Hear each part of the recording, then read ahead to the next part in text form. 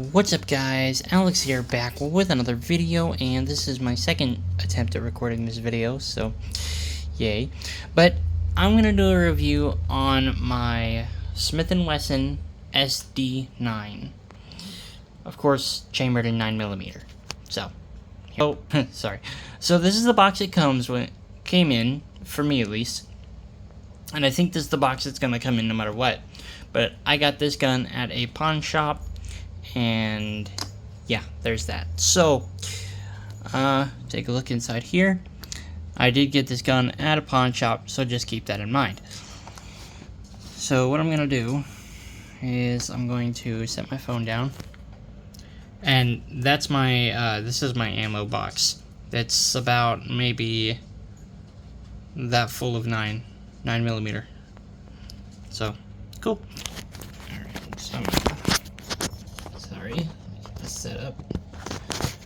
I don't have the best setup for doing these gun reviews, but I do my best. So, open this up, take it out,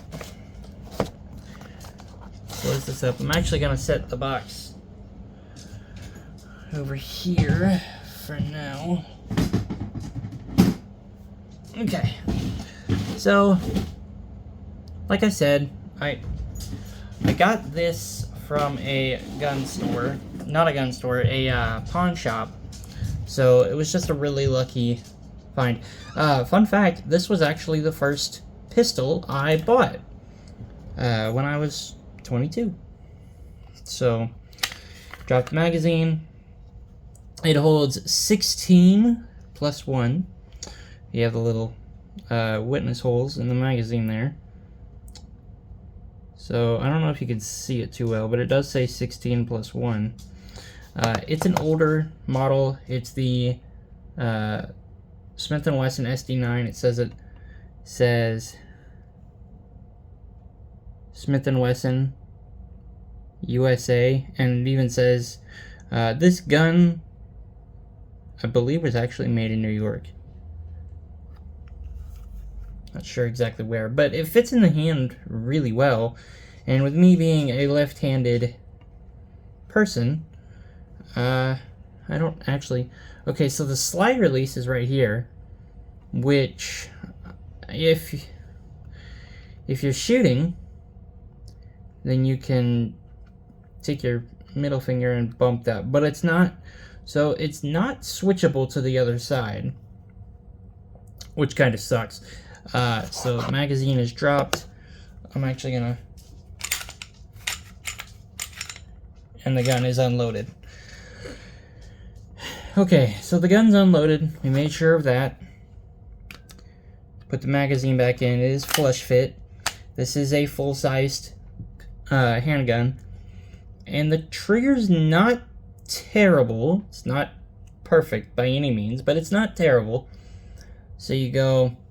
It's got the little hinge right here, so it'll relieve that little... I know the lighting is kind of bad, but it'll relieve this little thing right here into the frame of the gun, and then you can pull it after that, so it goes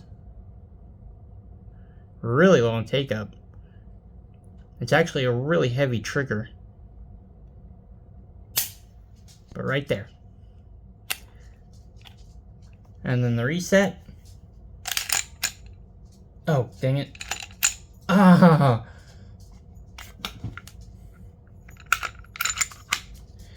I had to take the mag out. The reset is right about there. So... pretty bad. I gotta say, the trigger on this gun is really long, and it can kind of come off as a bit clumsy sometimes, but I actually like the trigger for one reason, actually. So if you're going to use this, it also does have a Picatinny light rail right here. I don't know what kind of lights you can mount on it, but yeah, I'm not really sure much about this gun. It's got some slide serrations in the front and some slide serrations in the rear. My uncle has the 2.0 version of this gun, and if you guys want me to do a comparison showing some of the differences, let me know. Also, if you guys have other ideas or ideas for other firearms I should review, then let me know in the comments below. I'm also about to get a CZ P10C, and I'll do a review on that. You also have a chamber, loaded chamber indicator.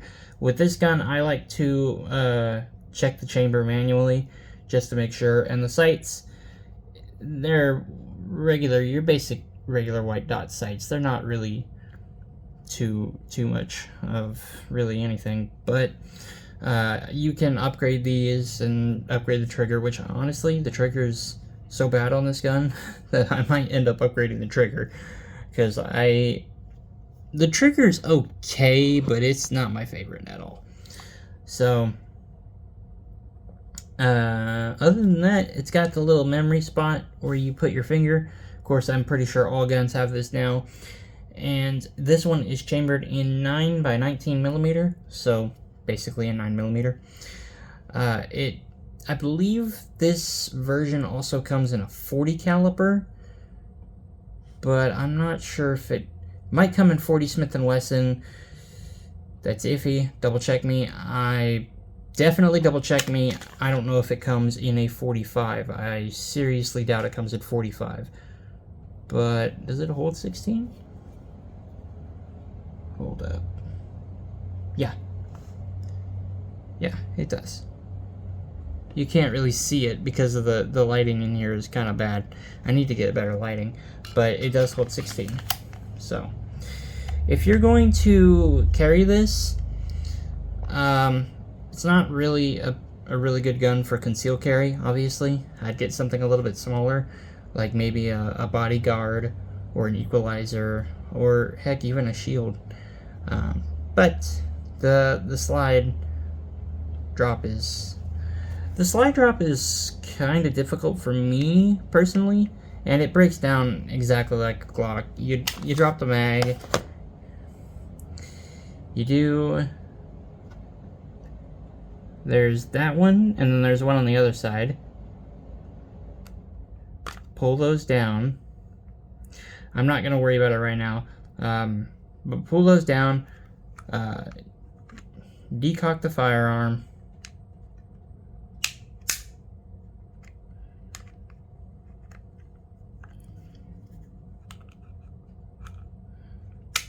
And it should come apart relatively easily. I'm not going to do it right now. For obvious reasons, but yes, that's how you break it down, just like any other Smith & Wesson. I like Smith & Wesson.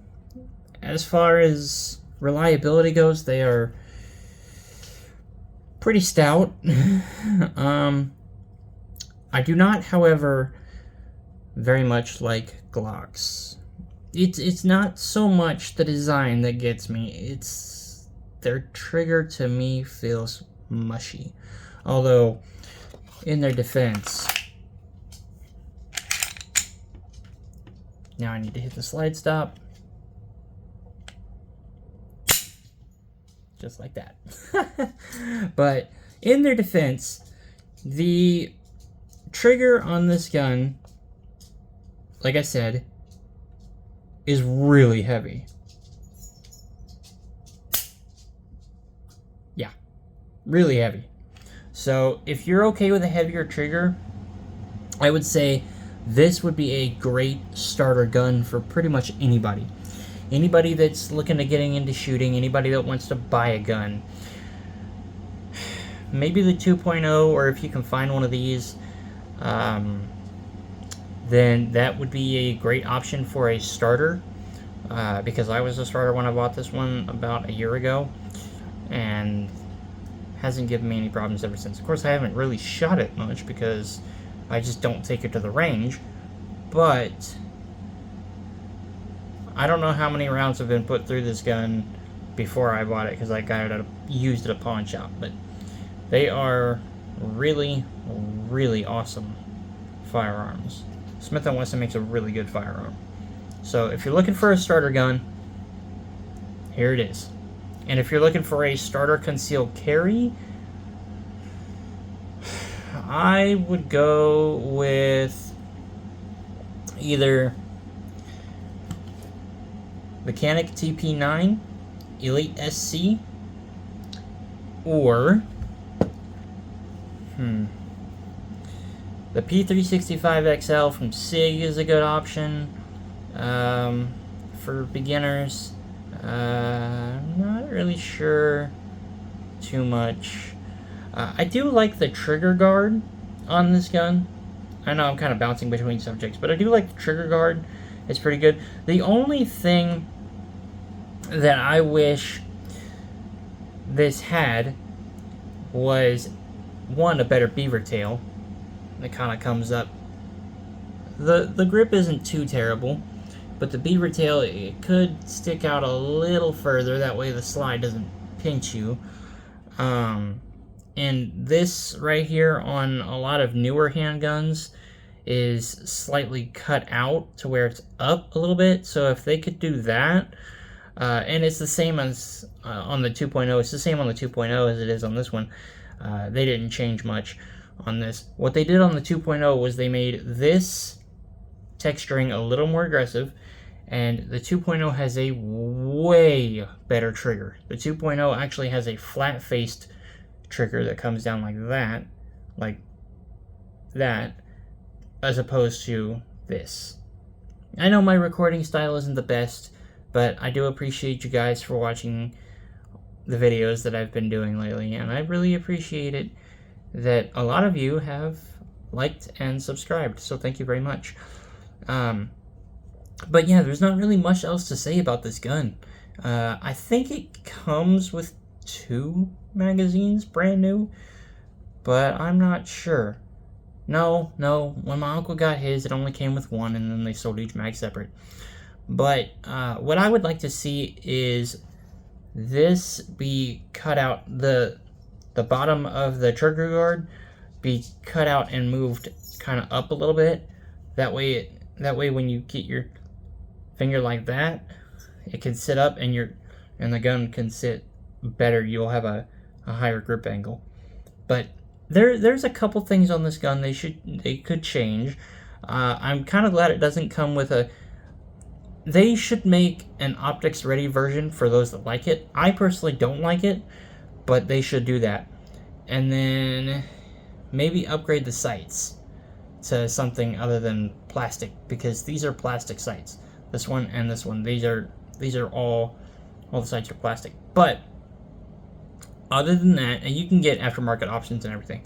Other than that, it's a pretty solid gun, if I'm being honest. I like it. The trigger, yeah, the trigger kind of sucks. But other than that, the gun is actually super reliable, as you'd expect from Smith & Wesson. And it actually doesn't look too bad. I'm impressed with the way that it looks from both sides. And then, I mean, it doesn't have like a natural like grip kind of. I think the Canic sits in your hand better. I don't know why I'm comparing it to a subcompact, but the Canic sits in your hand a little bit better, and so does the 1911. The 1911 definitely sits in your hand a little bit better. So if they could change it to where it sits in your hand better, it would be a much better firearm, I think. So let me know what you guys think in the comments, and leave suggestions for other guns you would like me to review. And I will see you guys in the next one. Take care. Bye-bye.